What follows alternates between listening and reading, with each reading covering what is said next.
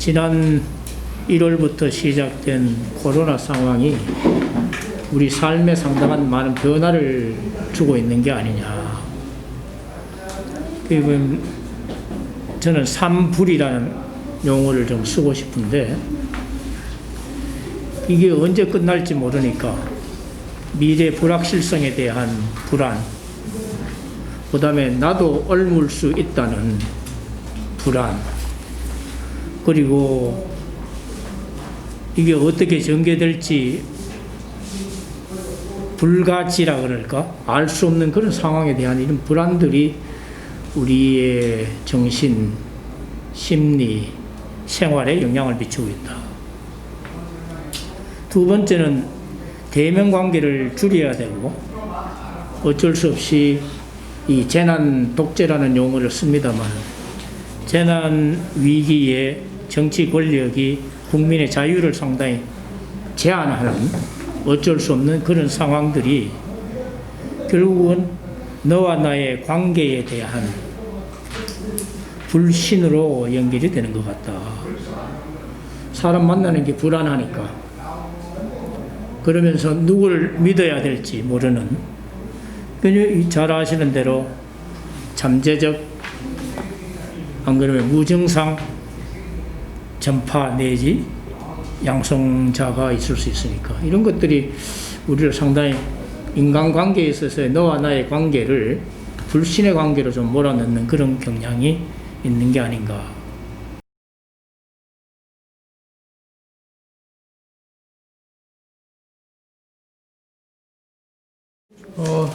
생명존중 문화학상 실천운동가 생명존중 교육사업 평가회의에서 주제 발표를 맡게 된 이범수입니다. 저는 11월 달에 그 당진에서 열린 그 교육과 교육 사업과 다음에 이제 생명의 정원 식목 사업 두 개를 몸소 제가 경험을 했습니다. 그러면서 나중에 이제 저한테 이 전체적인 그러한 사업에 대한 평가문을 작성해 달라고 해서 제가 조금 급히 이렇게 만들었습니다. 제가 이제 전개하도록 하겠습니다. 사업명은 생명존중 문화학산 실천운동가 생명존중 교육사업이고, 사업기간은 2020년 5월 1일서부터 12월 31일로 되어 있습니다. 아직 그 강연 사업이 12월 5일 날 하나가 남아 있습니다. 그런데 그리고 그것까지 포함해서 나중에 평가를 하게 되면 12월 말까지 정리가 될 것 같습니다. 거의 말기 평가라고 보시면 될 것 같고요. 그 다음에 사업지역은 전국 자살률 높은 지역 10개 지역, 그리고 사업 대상은 생명운동 활동가, 사회복지사, 자원봉사자 및 시민 500명을 대상으로 하는 것으로 했고요. 총 사업비는 3,150만 원, 그래서 국가 보조가 3천만 원이고 자부담이 150만 원인 사업입니다.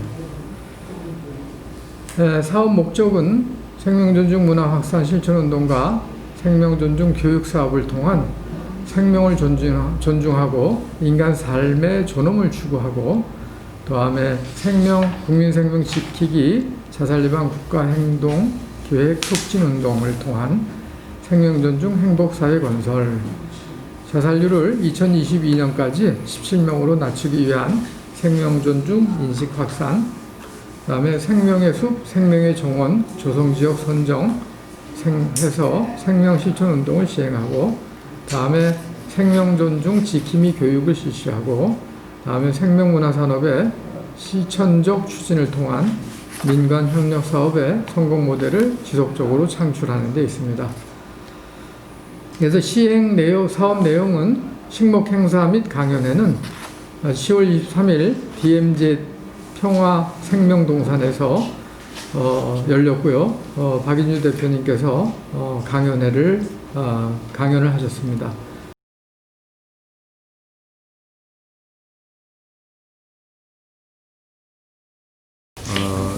큰 차원에서 이범수 교수님의 발표를 전적으로 동의하면서 여기에 제가 좀 기록한 내용들을 읽는 것으로 대신했으면 좋겠습니다.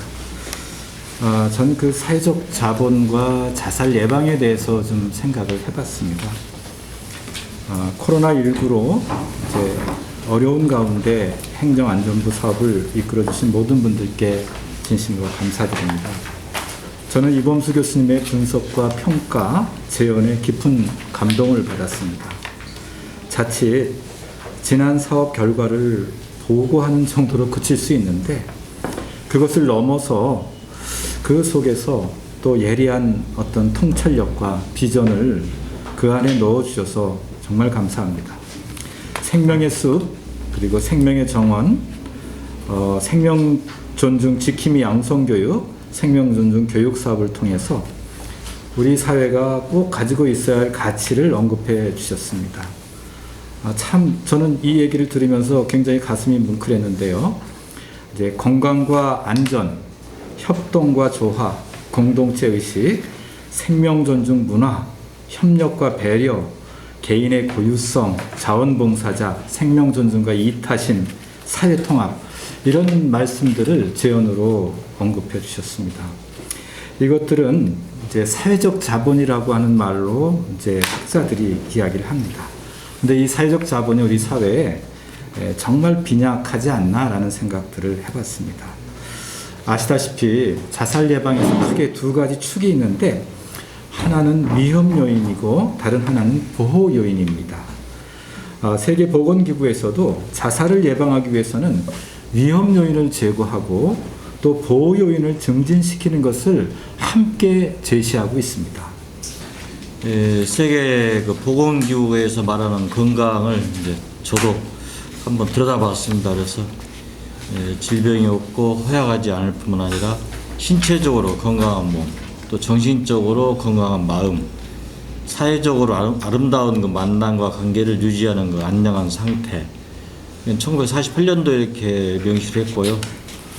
1998년도에 이제 하나 더 추가해가지고 영적 건강을 이렇게 추가해 주셨습니다. 요즘 100세 시대이자 종교적 덕목인 영적 건강을 중시하듯이 영적 건강은 뭐 신체처럼 훈련, 그러니까 절대적으로 이제 기도라든가 묵상이라든가 사색, 명상, 뭐 금식, 독서 등이 절대적으로 필요하다고 생각됩니다. 최근 시민사회단체가 생명사랑, 생명존중에 지대한 관심으로 예방활동에 적극적인 참여에 반하여 한국 종교계가 생명존중과 생명사랑 사업에 매우 미흡하다고 평가를 받은 바 있습니다. 2010년도 그 생명존중문화 실천운동과 그 교육사업에 대해서 전체적인 것보다는 주로 이제 교육사업과 관련된 부분, 또 그 중에서도 특히 이제 제가 또 소속돼 있는 학회이기도 하지만 한국심리학회와의 교육에 대한 부분에 대해서 저희 이제 생각을 좀 말씀드릴까 합니다. 그래서 앞에 그 토론하신 두 분보다는 조금 이제 범위가 좀 좁은 얘기를 하게 될 것 같은데요. 앞에서 그 이범수 교수님께서 말씀하신 것처럼 이제 한국임상심리학회에서 7월 29일과 30일 날 육성필 교수님이 중심이 되어서 교육을 그 12시간을 했었고 11월 14일과 21일 날 주로 이 주혜선 박사라든가 이윤호 연구원 등등 이분들이 그 육성필 교수 제자분들입니다. 그래서 거기 용문 대학원 대학교 거기에 이제 계시는 분들 그 같이 이제 재난을 연구하고 그 이제 대처 방안에 대해서 강구하는 연구원들이 이제 주축이 되어서 교육을 이제 진행을 했습니다. 밑에 나와 있는 것처럼 자살 실태의 심각성이라든가 위험성 평가 또는 자살 위기 개입이라든가 해서 그 앞에 그 이범수 교수님 말씀하신 것처럼 어떤 그 정신적인 영적인 이런 개념 또는 철학적인 어떤 그 교육보다는 실무적인 교육 위주로 진행이 되었습니다. 특히 그 노인 자살이라든가 또 이제 장병의 자살이라든가 이런 그 특정한 부분에서 자살 사건이 일어났을 때 또는 이제 그런 위기가 닥쳤을 때 어떻게 대처할 것인가에 대한 그 기대를 가지고 또 많은 사람들이 이제 그 신청을 했고 그 전에 이제 저희 불교 상담 개발원처럼 지금 자살 예방 사업을 그 단체에서 여러 가지 하고 있는 입장에 비추어서 얘기를 드리면 훨씬 이해가 쉬울 것 같아서요. 저희는 이제 기본적으로 이제 그 생명 존중이라는 게 맨 밑에 있고요. 그러니까 이제 생명운동이라는 개념으로 생명 존중이 아예 밑에 있고, 이것을 외연하는 작업을 한 3가지로 나눠서 그 일들을 하고 있습니다. 그 첫 번째가 이제 그 생명 살림 법회라고 해서 그 뒤에를 이제 생명 존중은 밑에 전체적인 생명이라는 이제 이 관점이 있다고 하면, 첫 번째가 이제 그 생명을 살리자라는 이제 운동을 많은 사람들께 알려야 되기 때문에 이 조계사, 봉원사, 범어사 이렇게 큰 사찰들 중심으로 법회를 해서 법회 참석 인원들이 기본적으로 뭐 500명에서 1000명 정도 단위가 이제 이렇게 되니까 대규모 단위는 우리가 생명 살림 운동에 여러분들 동참합시다. 이제 이런 캠페인 형식으로 대규모로 진행을 해왔고, 이번에도 역시 그렇게 되어 있고, 이 불교계 이제 그 BBS라는 그 공중파가 그나마 있으니까 그 케이블 TV하고 라디오가 공중파거든요. 라디오를 통해서 계속 그 캠페인뿐만 아니라 강의한 내용들을, 법회한 내용들을 계속 공중파에다 띄우고 있는 작업을 지금도 현재 하고 있죠. 해보고 또 강의도 해보고서의 느낀 점과 최근에 이 자살 문제가 우리가 상당히 심각해졌다고 저는 피부로 느끼고 있는 것도 몇 가지 좀 이야기를 드리겠습니다. 일단은 이 사업 자체가 나무를 심는 거는 굉장히 전 소중하다고 생각됩니다. 나무를 심어본 지도 오래됐고 그런데 이런 기회에 같이 생명의 그 나무를 심다는 거를 시작을 해서 그 모이신 분들이 보니까 일단은 제가 보니까 굉장히 그 생명 존중, 이 자살 이런 문제에 대해서 관심들이 있는 분들이 아닌가 그런 걸 느끼고, 또한 거기 참석하신 분들이 일반인들도 있지만 그 지역의 유지들도 계시고, 제가 경남도 가보고 이쪽 가보니까 뭐 거기 뭐 도의원도 계시고 뭐 지휘도 있고 그 지역 이게 책임자도 계시고, 그래서 굉장히 자살 예방을 위해서의 선도적인 역할을 하실 분들이 많이 있고, 또한 잠재의 자살을 할 위험 사람들, 이런 사람들도 와 있는 걸 느꼈습니다. 느껴서 저는 저도 뭐 이분들에게 생명의 소중함, 제가 이제 생명안전론도 강의 나왔지만 생명의 사랑 이런 것들에 대해서의 그렇게 이야기해 준 사람도 없었고, 지금 특히 젊은 사람들 같은 경우 이 생명이 왜 소중한지, 생명을 끊는다 그러면 어떤 문제가 발생되는지 이런 것들이 전혀 생각을 안 하고 있는데, 우리가 그래도 생명주의 시민회의에서 이런 데서의 생명의 소중함, 왜 생명을 지켜야 되는지, 그리고 생명을 잃었을 때 어떤 문제가 발생되는지 이런 것들에 대해서 좀 불어넣어줄 의미가 있다고 저는 생각이 들었습니다. 그래서 일단 뭐 아까도 영남사에서 보니까 그 강의 끝나고서의 자살 시도자가 저한테 상담을 하는데 굉장히 아주 애절했었습니다. 이제 정말 숨은 자살자들을 발굴을 해야 되는데, 그러기 위해서는 언론의 도움이 참 필요할 것 같습니다. 그래서 내년에는 우리가 우리끼리 이렇게 뭐 종교계의 역할도 중요하지만 언론계의 그 역할이 중요하기 때문에 언론계를 좀 불러서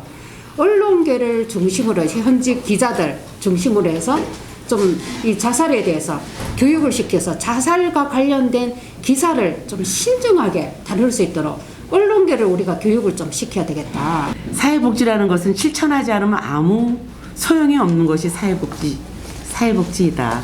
실천이 중요하다 그러는데, 저는 이제 현명호 우리 교수님께서 5번 부처생이 부족했다. 실무 상황에서 어떻게 해야 하는지 내용이 부족했다. 이 부분에 저는 동감을 합니다. 그래서 내년에 비전이라 그러면 뭐 상담사나 아니면 뭐 봉사자들을 교육시키는 것도 중요한데, 그분들에게 실무적으로 어떻게 하면, 정신적인 것뿐 아니라 어떻게 하면 좀 더 사람들한테 좀 실질적으로 할 수 있는 거를 가족이나 누구를 위해서 일해야 된다라는 것들이 실천적으로 경험해 본 것이 없이 크기 때문에 어떤 스트레스나 외부의 영향 또 누구가 있을 때 내가 가족의 일원으로서 내가 얼마나 중요하다라는 걸 모르기 때문에 자기만 괴로우면 툭 자살하는 거 아닌가.